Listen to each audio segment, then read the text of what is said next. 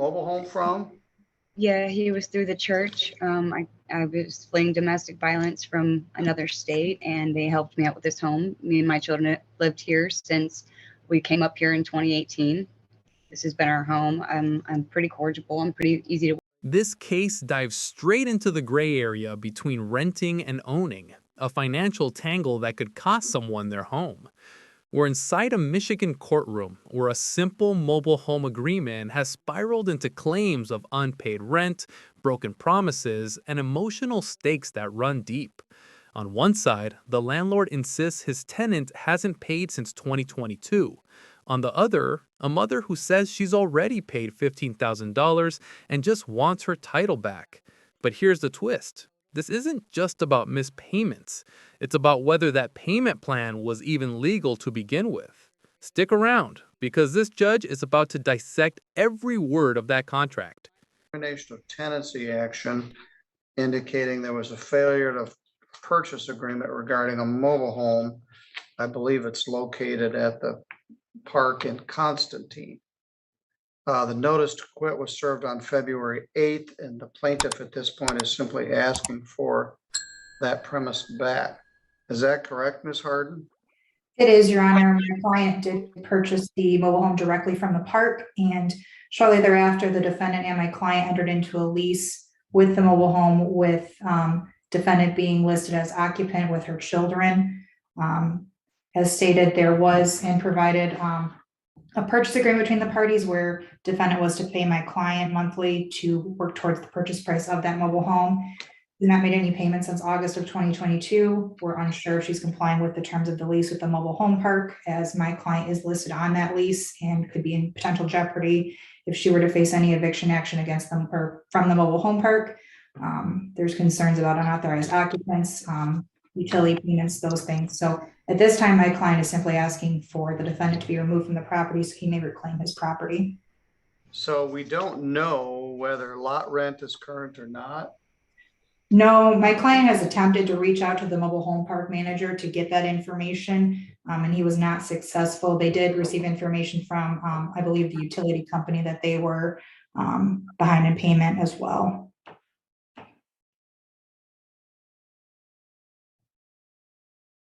All right, you said she purchased the property directly from the park. My client did, the plaintiff. Oh, the client, okay. Yep. Ms. Patil, Mr. Fenwick is here late to his own party, so I'm glad that you waited. We'll address that in a moment. Ms. Mauser, what's your position here? The last I knew, we were already in court in another county under case 20-D04-2105-SC-000745. I lost you. So you're in another county?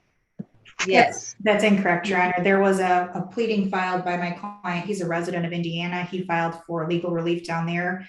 That case was dismissed as the defendant indicated she was going to start complying with the terms of the purchase agreement. So there's no pending other litigation at this time. What county was that in? What county was the Indiana case? Elkhart County. It was no, the Indiana. Elkhart County. Elkhart County, Your Honor. But that has since been closed. All right. Is Mr. Gooden there with you? Mr. Godden. Yeah. All right. So apparently that case has been dismissed. They're indicating that no payment has been made since a year ago, August of 22, almost a year. What's your position, Ms. Mauser? I've paid on this trailer more than almost $15,000. And I know I probably owe something in late fees, and he's just never told me what he wants in late fees. Even if there was a late fee for every month of the 4 years per the purchase agreement, that's still $3,600 total in late fees. And he's trying to say that I owe $7,000 on a 30-year trailer that I've already invested $15,000 in. My position is I just want my title back I mean, I just want my title at this point. I've paid more than what the purchase agreement that I have, because I have a purchase agreement that doesn't have the interest on it. But if that's, you know, another thing is I don't owe APR. I never signed an APR. This was not a loan. Well, I have This one here. was- It's a purchase agreement for $12,500 with 9% interest. Right, that's Payments of- $1,125. Now, this is where the case takes a fascinating turn.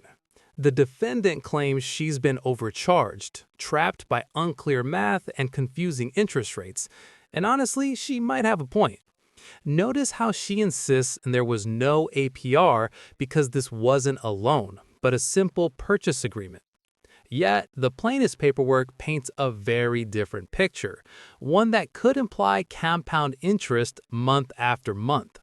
This is classic contract chaos. Was this woman simply naive in her understanding of financial terms, or was the deal structured in a way she could never win? What do you think? Is this predatory or just a misunderstanding? Drop your thoughts below because this debate hits at the heart of fairness in private home sales. Yeah, 9% interest, not per month, just 9% interest.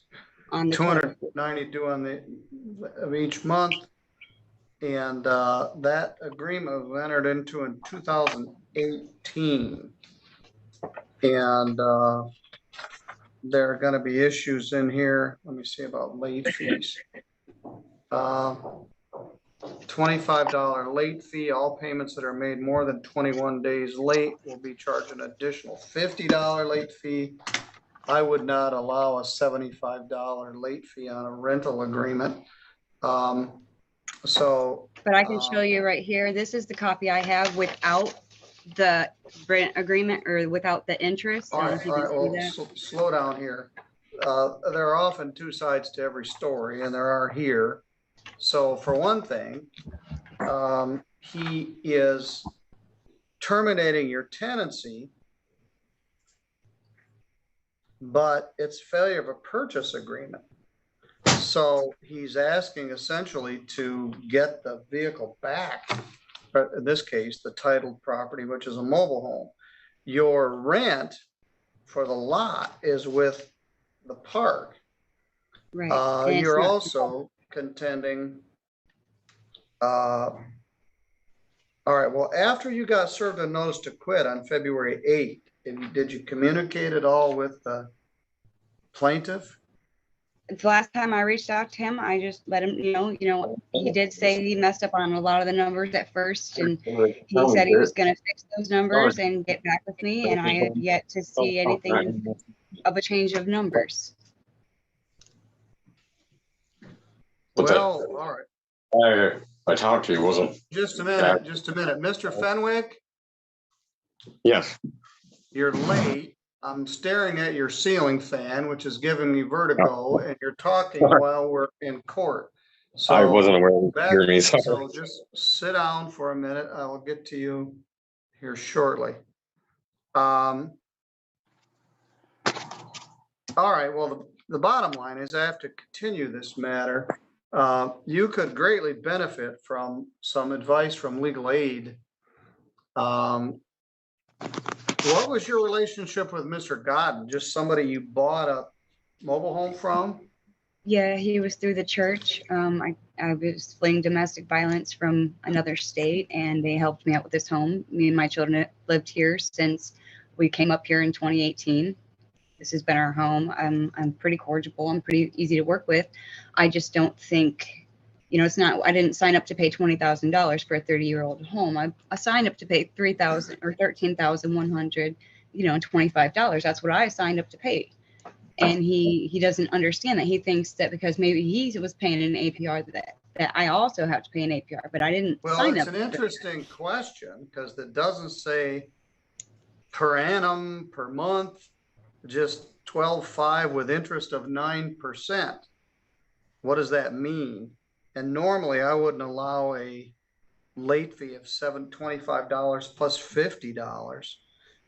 So we've got issues regarding that. So we don't know how much is principal, how much is late fees, what is the actual interest? If your version is correct, that it's 9% one-time deal on $12,500, we're gonna have to know how much you've actually paid. I believe I Yeah. attached, account payment log, Your Honor, and, You did, okay. which is helpful, but I have to fly spec it. Yeah, he's adding interest each month. This is a poorly drafted purchase agreement. And it's not And- the same papers that he issued me last time. They're completely different numbers. Well, Again, this that one case is is closed, signed. Your Honor. Excuse me, Jordan? Just, she keeps referencing a case that's already been closed. It's not relevant to today's hearing. Well, it might be if he files something which says something different in the state of Indiana than what this says, it could be relevant. The But- Indiana case was dismissed on consent because she agreed to start making payments again. So, she wants to go down that road. I suppose we can at the next hearing, but he just is asking for his property back. He's not been paid in almost a year. Yes, and her contention is she's paid the whole thing off and he won't give her a title. But I haven't added those numbers up.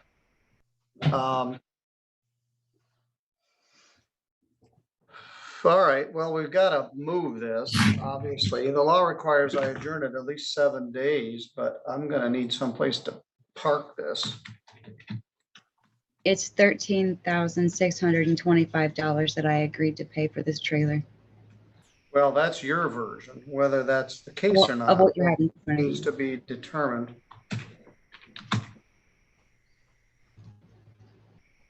But if it's 9% interest, what does that mean? You're kind of naive in your reading of it. You just increase the price by that amount and charge no interest. So 9% one-time interest, that really isn't how interest works. So you have a version of how you think it should work, but I don't believe it works that way. It's probably going to be construed as at least per annum. And so that would be. As the hearing wraps, the judge faces an uphill climb, balancing emotion, legality, and fairness. On paper, the landlord wants his property back, but the defendant's story reveals a deeper struggle, a survivor trying to hold on to stability after years of payments and confusion. The judge's takeaway: this agreement is poorly drafted, full of contradictions about interest, ownership, and what 9% really means. It's a reminder that in contract law, one unclear clause can change someone's entire life.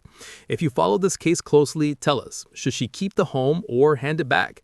And if you found this breakdown as gripping as we did, tap that like button, share your take in the comments, and subscribe for more real courtroom moments that expose how justice really works inside the system.